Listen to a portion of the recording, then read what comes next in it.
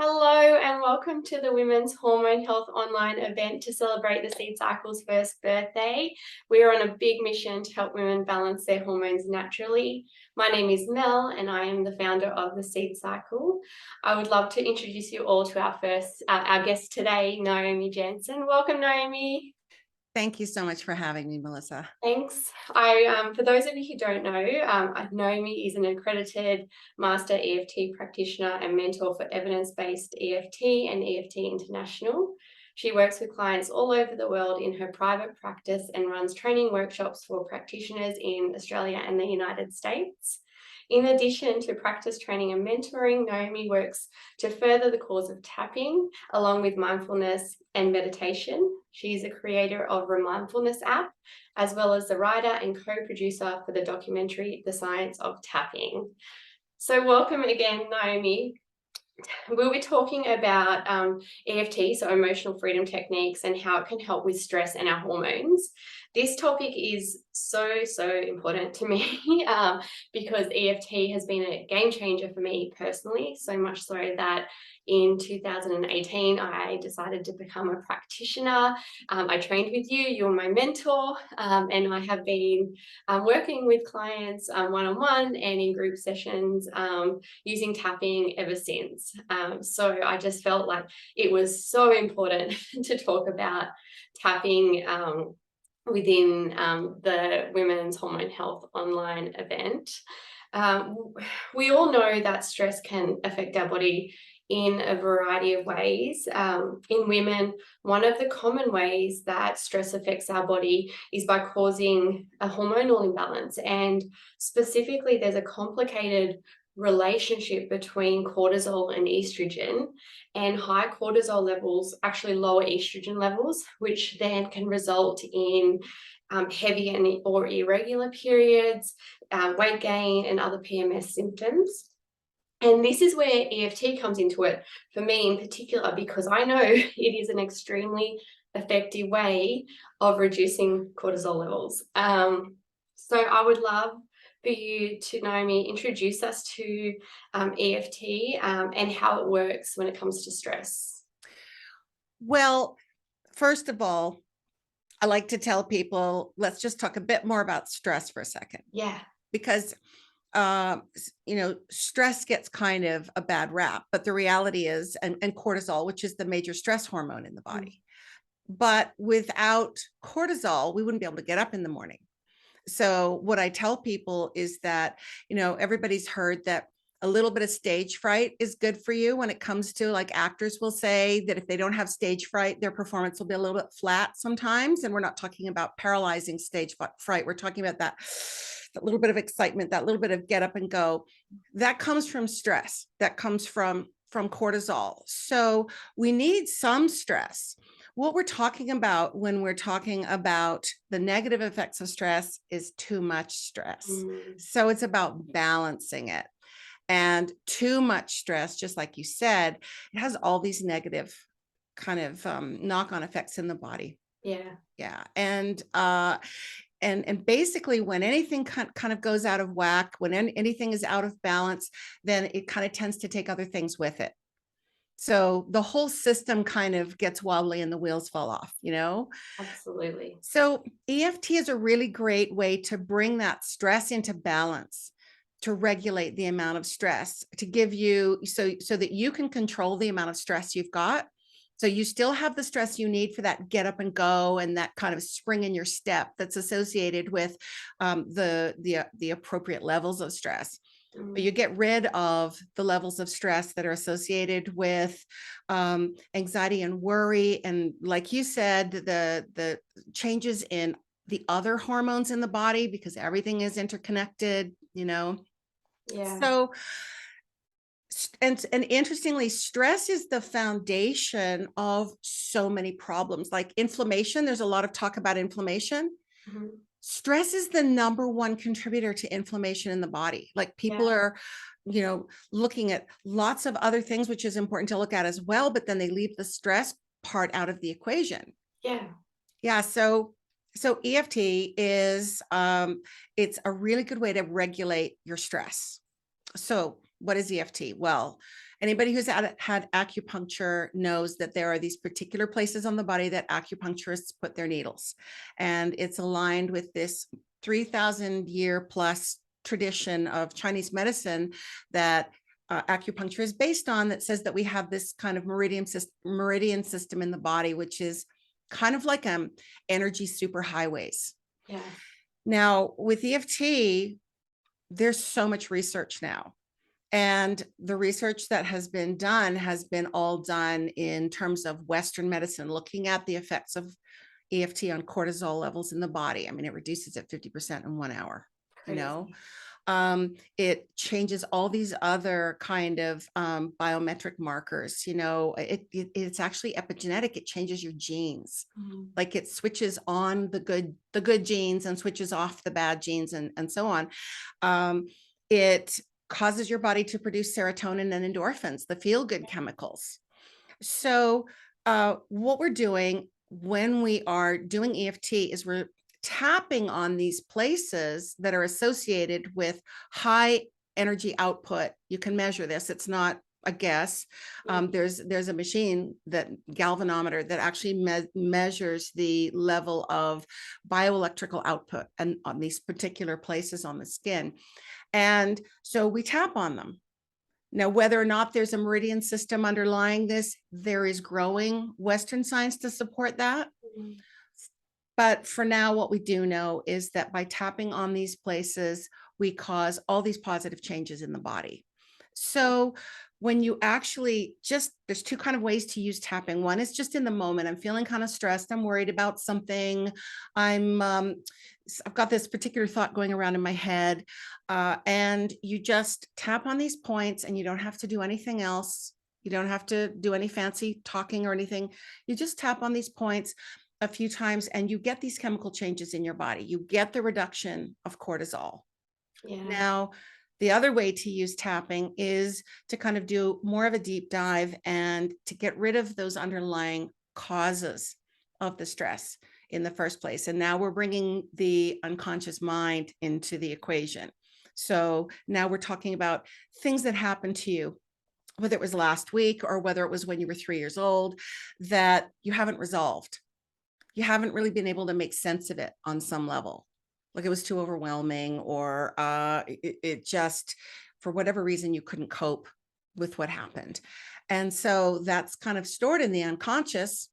And I think of those as kind of little stress generators. Every single time you had something like that happen that wasn't resolved, it's a stress generator. Or a trigger. I can feel the trigger in my body when, yeah. Exactly. So what Like a gets triggered? disproportionate trigger. That's right. That's a really good point, because what gets triggered when when we use the word trigger, we're talking about usually, like if someone says, I got triggered, they don't usually use that to describe appropriate responses to something that happens, right? Yeah. You know, so like if you sort of, you're walking along, looking at your phone, which we're not supposed to do, but let's say you're doing it, and you just narrowly missed falling into an open manhole cover. That's like some work's being done, and you're like, and your heart rate's, you could have fallen into this hole, and your heart rate is pounding. That's appropriate. That you're having like, oh my God. Or you go to change lanes in your car and you kind of do all the checking, but somebody's going really fast, you don't see. And as you're about to go, they zoom past. Yeah. And you go, oh, and you get that shock. Yeah. That's appropriate, because those were potentially really dangerous situations. The same if you were being chased by a wild animal that wanted to, chase you up a tree or something like that. Yeah. But what we talk about with disproportionate responses is if somebody said, so are you going to go to that party next week? And you get that same feeling, like as if you just narrowly avoided a collision on the freeway. Yeah. There you go. What's going on there? Like there's something else, because, whether or not I've decided to go to that party, and that's what we call triggering. Yeah. You go, I was triggered by that. I don't know why. Or somebody sort of makes an innocent comment or not an innocent comment. Yeah. And then you get this big reaction and you go, that really triggered me. And sometimes certain people will trigger you. Yeah. And you don't know why. You go, why does this person trigger me so much?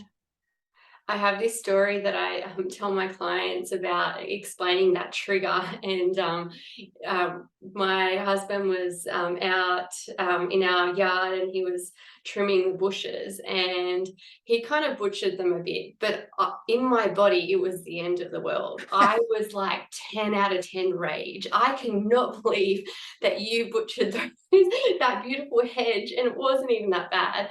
But that was such a disproportionate reaction. And then I knew that, hold on, there's something else going on behind this, because this isn't really, every time I saw, because it was actually on our like front driveway, so every time I saw driving in, I'd see the bushes and I'd get that 10 out of 10 like rage and and then got around to doing some using some EFT and worked out, oh yeah, it actually had nothing to do with my husband or all the hedge that he had cut. But I love how you described how you can use EFT in two different ways, because that's the way you the first way that you described about just using it yourself in the moment.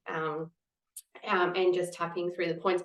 That's really where I started. I was listening to a podcast, and someone was talking about how they used EFT to help them with their eating disorder. And I was really struggling with my relationship with food. And so I just started, I just looked it up. I came across, I think it was the tapping solution, had a little diagram there, had like a little explanation, and I just started using it. And I would just tap through the points, and it helped, it helped with so many different things.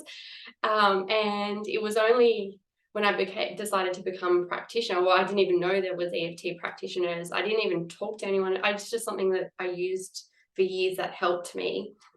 But then going down the practitioner route and learning this other way that you can use EFT, oh my goodness, that just then changed again so much more for me. I don't know if you remember working with me on my fear of public speaking, which was, I can't even explain to people how scared I was to even introduce myself to a small group. I would feel like my body would shut down. I would almost pass out. I'd feel like I was going to die.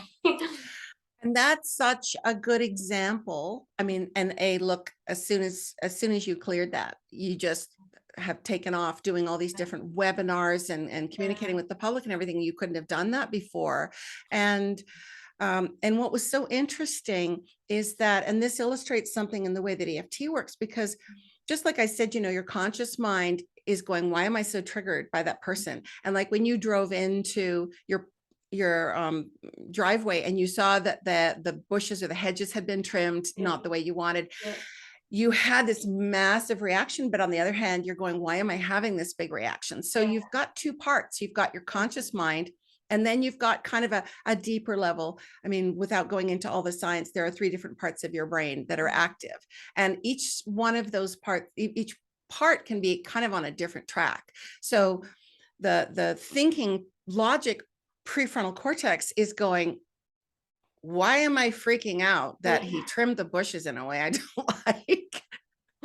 And then the emotional center of the brain is just feeling betrayed and, and all this stuff. And then the primitive part of the brain is going into fight or flight, and you're pumping adrenaline and like, I have to be ready to defend myself, right? And your conscious mind's going, what's going on here? And so with the public speaking thing, it's like your conscious mind said, why am I so freaked out about this? And public speaking, for anybody watching this that doesn't know, public speaking is actually rated the highest scary thing when they've done research all over the world. And they say, what's the scariest thing? And like public speaking and then dying. Yeah. Like I remember you telling me that, and I was like, oh, I'm so glad. Yeah. It really is. Yeah. But it goes back to an evolutionary fear, because at the level, the primitive part of our brain, so much of our triggering is really that the amygdala, the sort of the reptile brain, people will have heard that term, is getting something that's making it think your life is in danger. And so I think with public speaking, it's a fear of sort of exposing yourself to a potentially hostile tribe that's going to go, nah, not good enough. And we're going to pitch you out into the tundra and you're on your own. Yeah. So it is kind of a life or death thing. And so the body reacts accordingly. Mm. Increased heart rate, increased cortisol, increased adrenaline, like what if I need to run to save myself and so on. Your conscious mind is going, it's talking to a group of people. And I think in your case, I remember that you were going to give a talk to a very friendly group of people that you were very familiar with. You Yeah. knew them, Yeah. right? And that's why it was so hard, because my conscious mind is going, "Well, what, what are you freaking out? That's It's right. these are your friends, you know them. It's like so low key. It's, and but then yeah, that other part would come up, and then it was, and then once I felt like I couldn't breathe, Yeah. and it's obviously you can't talk, and Yeah. yeah. And tapping can help with, like, let's use the public speaking example. So you're about to stand up and give a presentation at work, or do a Facebook Live, or whatever it is in between, your TED Talk, like whatever it is, and you feel that kind of heightened sense of stress, that heightened sense of adrenaline, and you go, this is a little more than I want. Like, this is Yeah. actually causing me to be uncomfortable. This isn't just sort of excitement and that kind of positive stage fright, Yeah. that I talked about. And so you can just tap in the moment before you step out, and you can kind of regulate yourself, calm yourself a little bit in that. But what you wanted to do when you came to work with this is that you recognized, because of your training in Mm. EFT, you knew this goes back to something. Yeah. Let's just take this weed out of the garden by the roots. Yeah. Yeah. I don't want to have to stand and tap, tap, tap and regulate myself. I don't want to have those sleepless nights thinking about how I'm going to be giving a presentation. Exactly. Right. So, Exactly. and it went back, I remember it went back to one event when you were like 5. Yeah. Yeah. One time, one event, but you Yeah. were so young, and it was so crucial. And it was about, I don't know, having to read in front of the classroom, which I so often, Yeah. fear of public speaking goes back to that kind of an experience of having to sort of be put up there on display in front of your classmates, whether it's to do a Yeah. math equation on the board or to read a poem, or, whatever it Yeah. is. And I remember that memory, and it was only through the tapping that it came up, and it was like the anticipation, because I think it was like we're in a group and you had to, like, each person had to read a line, or and I was really young, so I don't even know, it's all a bit blurry, but anyway, and like like I would count how many people were going first, go in front of me, and then I would try to count the lines and try to, like, so I could practice my line before it get to, and so that anticipation, that's what my body was remembering every time I would try to even just introduce myself to a small group. That's Um, a really interesting distinction too. And that's what makes EFT so cool, is that yeah, we probably wouldn't have gotten that unless we'd been doing EFT, because EFT asks the body, hey, what's going on? We don't ask the conscious mind, because the yeah, conscious mind has no all idea. kinds of big ideas that are just best, they're Yeah, guesses, right? But the yeah, body goes, oh, it was actually this. And I remember that we we tapped by imagining this upcoming talk you were going to give to this really friendly group of people that yeah, you knew. And one by one, we went through the different aspects of that. And then mm, suddenly you identified that waiting when you were being introduced mm, by the person who was hosting this event, yeah. waiting for your name to be called That was would just bring, boom. And so oh, we went there, we yeah, tracked that. yeah, We took our yeah, little magnifying glasses and our little yes, detective hats, and we went down the road, the rabbit hole of that mm, feeling of waiting for my name to be called. And and that took us to that. It was a reading circle. yeah, And like you said, yeah, and it was the kids, I mean, 5 years old, nobody yeah, knows how to really read, but it's kind of to the teacher, it's just practice. yeah, But to the actual kids sitting there, and you're listening as she calls out the name of each kid, and it's yeah, their turn and to you can read. And barely read, like you you're said. 5, and you're sitting there going, but you don't know that no one's expecting you to be able to, Yeah, read. It's more just practice. And yeah, you're like counting down all the names that get called. You're like, oh, she's going to call my name, and then it's my yeah, turn. And we worked on that, and we collapsed that in a very real way. We rescued 5-year-old you mm, that had been sitting in that reading circle yeah, in total frozen terror, waiting for her name to be called, because for when these things happen to us that we haven't resolved, in the unconscious, they're still happening. Yeah. That part of us hasn't like moved ahead in the timeline at all. Yeah. The unconscious doesn't have any sort of sense of time. It's Yeah. just whatever we were unable to kind of get over, we're still in. We're still And in. so we went back, we took care of that, and like immediately your Yeah. experience changed. And then we have things like people will say, once we do this kind of work where we go really specifically into these things, people will, you know, I'm sure you've had it with your clients. I've had it with mine lots of times, where you get an email or a text or something days, weeks, months later saying, I just have to tell you, I just went through this experience. And I didn't realize until later that, wait a second, I didn't get triggered. Yeah. And they just go, That's weird. who am I? You Yeah. know, they're so Yeah. used to a certain kind of experience always causing a Yeah. triggered reaction, a Yeah. triggered response. And I just, I want to say before I forget, because it is so important, and you know this, but this is just for people sort of listening and watching, that this process of going back and looking at early events and so on, some events are more intense than others, and there is such a thing as trauma. Yeah. And you definitely don't want to do this process on your own if you're dealing with trauma. If you know that you're not, if you're dealing with just really difficult situations that were stressful, you can absolutely do this yourself. It's really not hard to learn EFT, to do your own self work, but always use a practitioner if you're going to be going into the really tricky and deep stuff. Yeah.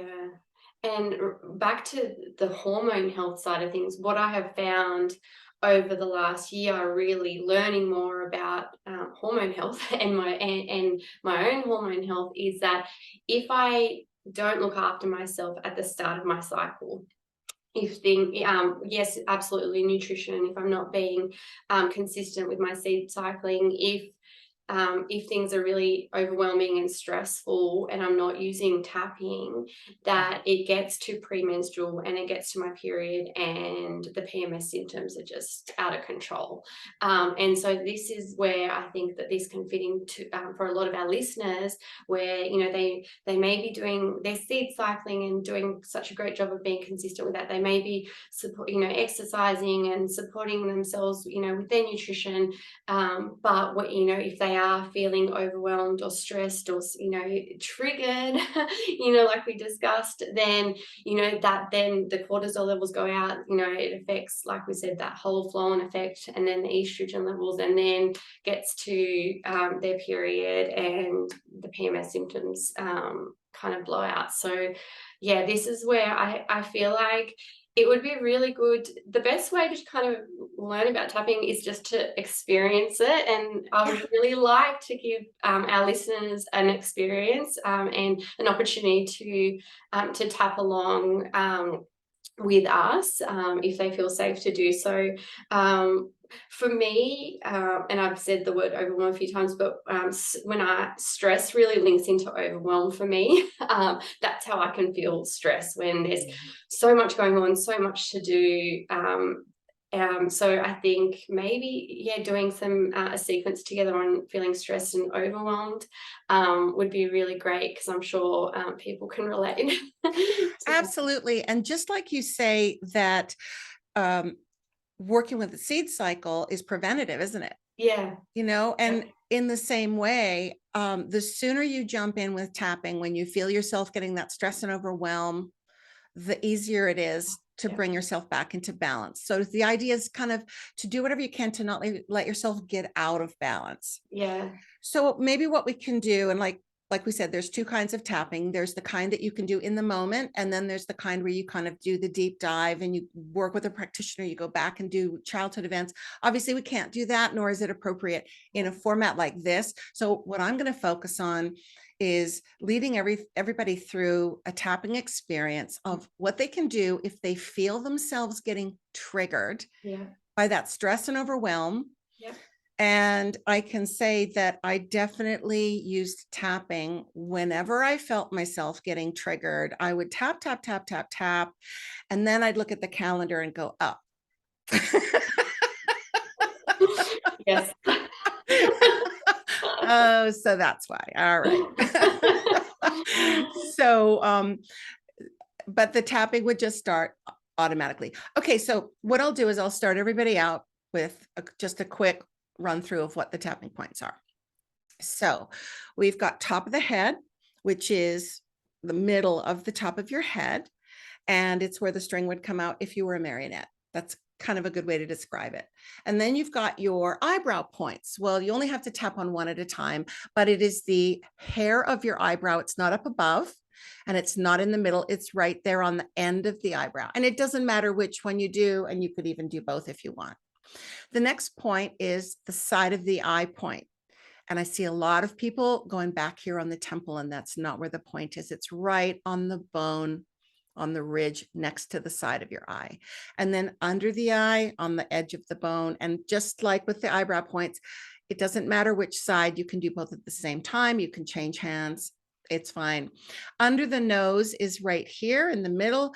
And then the chin point is really under the mouth. It's in this crease right here. The collarbone point's kind of hard to find. So I'll just say, use the flat of your hand here at the base of your throat, just to make sure you get it. And then finally, the underarm point is about 4 inches below your armpit. It's where your bra comes across. I see people sometimes tapping kind of down here because they can't reach or they're lazy. It's like, well, you're kind of wasting your effort because these points are very specific, and there's been research that shows conclusively that it does matter where you tap, that these points have to be tapped on. There are other points, but that's what we're going to start with. And to begin, we do what's called the setup statement, which is on the side of the hand.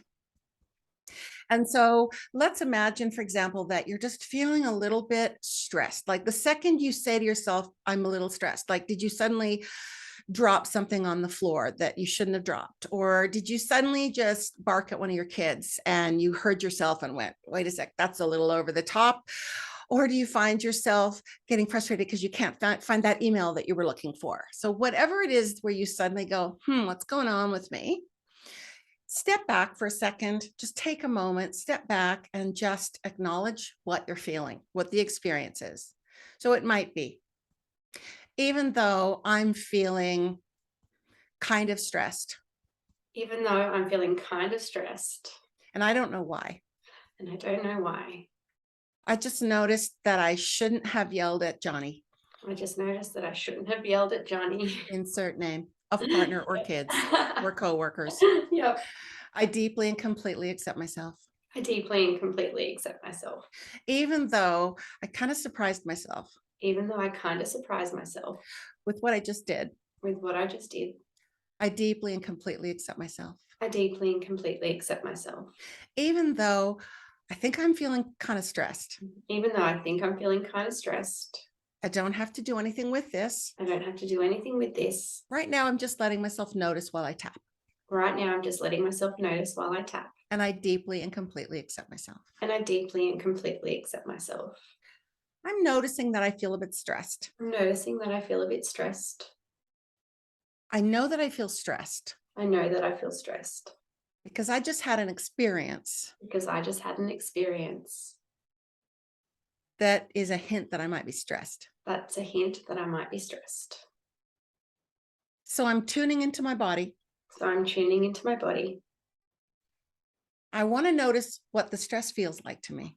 And I want to notice what the stress feels like to me. I notice that I'm feeling it in my body. I'm noticing that I'm feeling it in my body. I'm noticing where I feel it in my body. I'm noticing where I feel it in my body. I don't have to do anything with this. I don't have to do anything with this. There's no pressure on me. There's no pressure on me. I'm just noticing. I'm just noticing. I'm noticing how I know I'm stressed. I'm noticing how I know I'm stressed. And I'm focusing on that feeling. And I'm focusing on that feeling.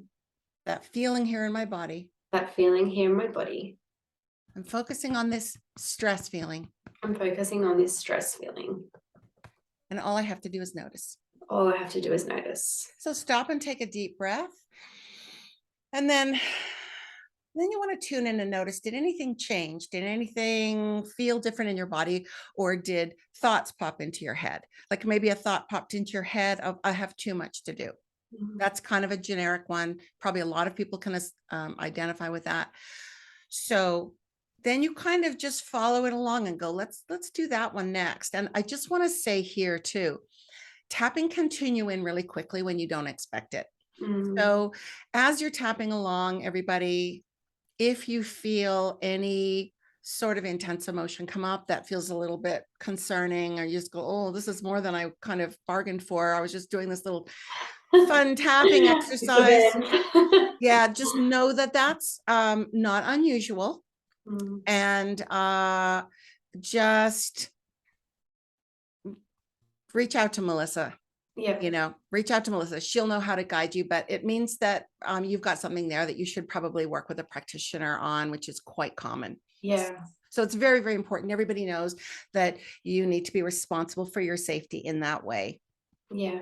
Most people won't have that reaction just doing this kind of tapping, but if you do, watching this, it's normal, it's fine, and just make sure that you reach out and you don't just kind of white knuckle and walk around going, something got triggered, I don't know what it was. Yeah, exactly. We don't want that. Yeah, no. Okay, so even though I just had this thought that I've got too much to do. Even though I just had this thought that I've got too much to do. I deeply and completely accept myself. I deeply and completely accept myself. Even though I have too much to do. Even though I have too much to do.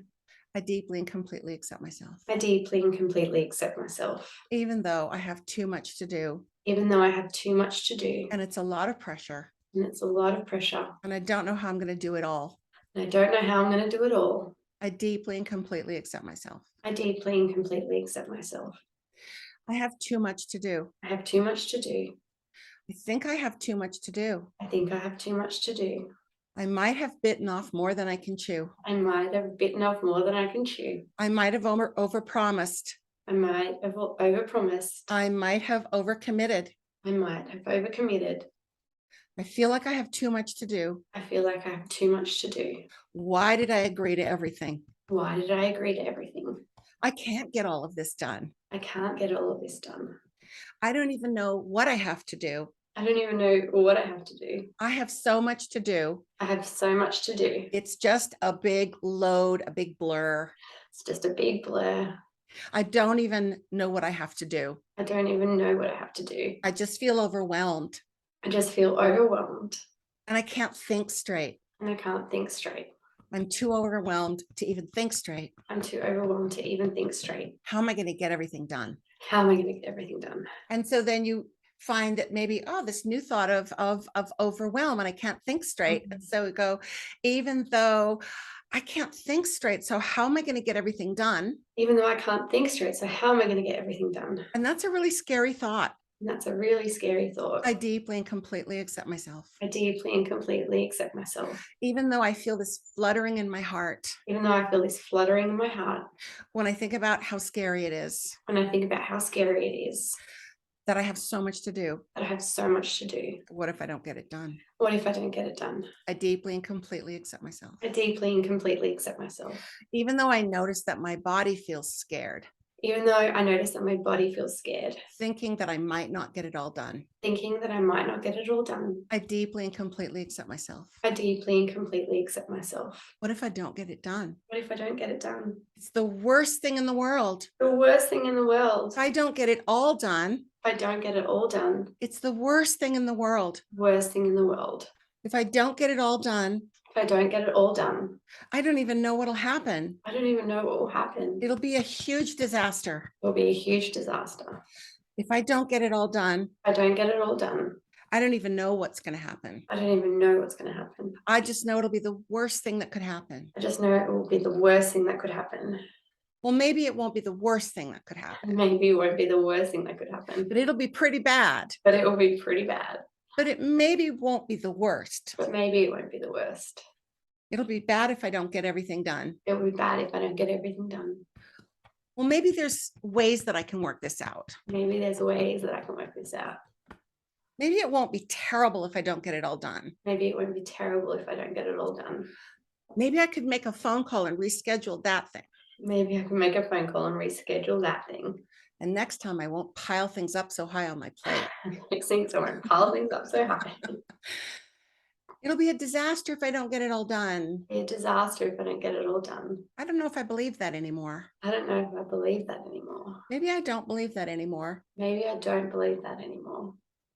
I wonder how scary it feels to me now. I wonder how scary it feels to me now. It doesn't feel as scary anymore. Doesn't feel as scary anymore. I'm going to do those things I just thought of. I'm going to do those things I just thought of. I'm going to organize myself a little bit better. I'm going to organize myself a little bit better. I'm just human. I'm just human. Sometimes I take on too much. Sometimes I take on too much. I make too many promises. I make too many promises. But I'm learning. But I'm learning.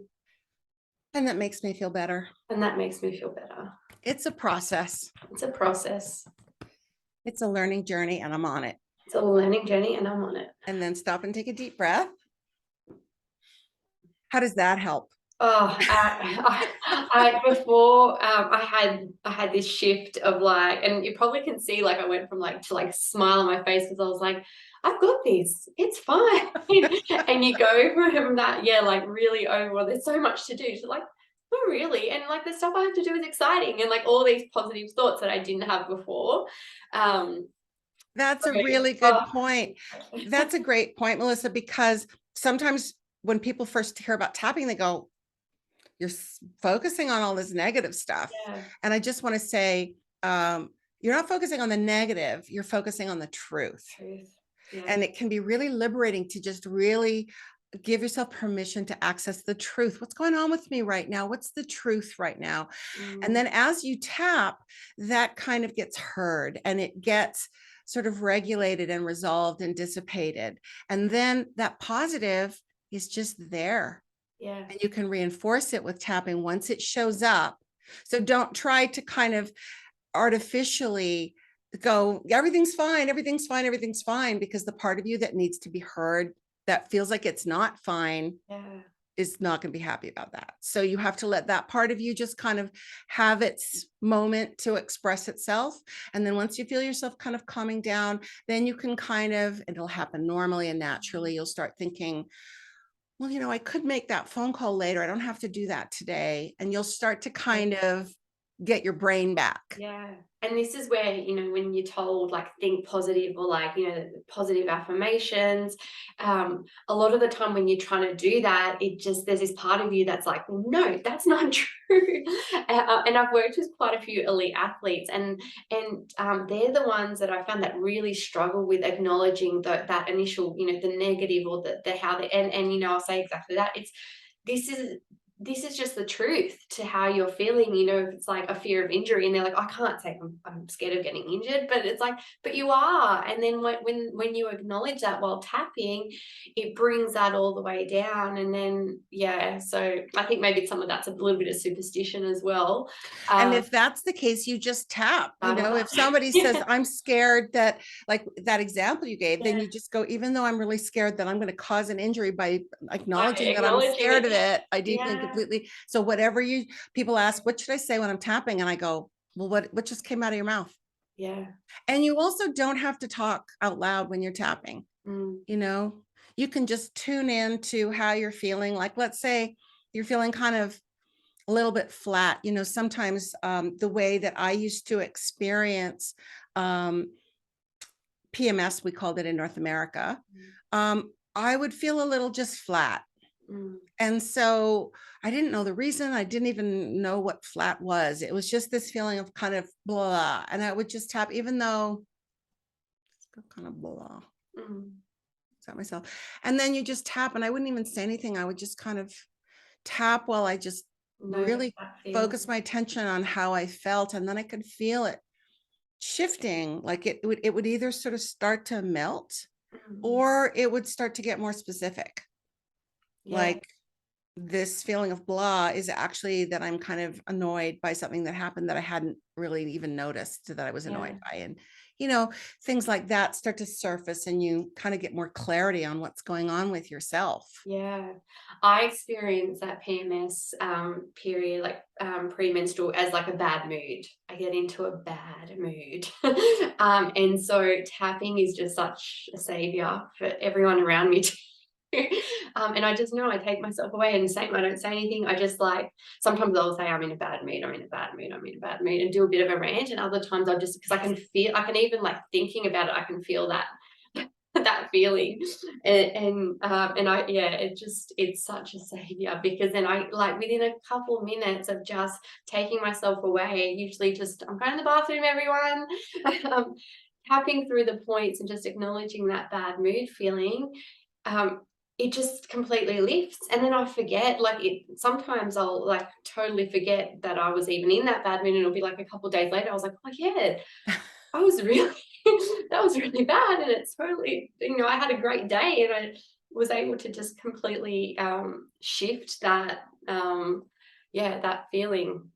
So great. And that's one of the main things about your experience and your being trained, so that when you notice, you become really good at noticing your moods. Mm. And the second you notice a mood like that, you start tapping. You don't wait until day 3 Yeah. when, Or sometimes I do, and then it's like, and then I'm like, damn it, I fair should have enough, we done all this do. 3 days ago.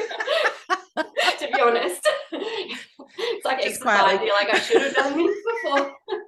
nothing to see Feels here. great now. EFT trainer who doesn't tap on herself when she needs to always. Yeah. But it is a thing that's the number one mistake. If people want to know what the big mistake Yeah. with tapping is, the number one mistake is not doing Not it. doing it. Yeah, yeah, yeah, Because you forget, or you go, I'll do it later. I don't yeah, feel like doing it right now. And then you finally do. And then an hour later, you're like, oh, I should have done that earlier. why didn't I do that 3 weeks ago? Yeah. Feels so much better. I didn't get, I wouldn't get in a bad mood. I'd feel sorry for myself. That was my PMS flavor of the Oh, month. I would be like kind of dying alone on the moors, Jane Austen, yeah, Sookie. That's what happened. That would yeah, happen to me. So that flat feeling, if I didn't address it, yeah, that's what it would escalate into. yeah. And then it's so easy to like start thinking those sorts of like there's something wrong with me, and like you turn it into this big thing. Whereas, yeah, that's where I'm so happy that we're introducing our listeners to EFT, because you can you can use it for those PMS symptoms, and like we did, like feeling stressed and overwhelmed and whatever is coming up. Whatever is coming up, Yeah, admit to yourself yeah, whatever's going on with you and just start there. yeah. Amazing. Thank you so much, Naomi. I would like to ask where people can find you, get in contact with you. I'll add the links under the video, but yeah, please share.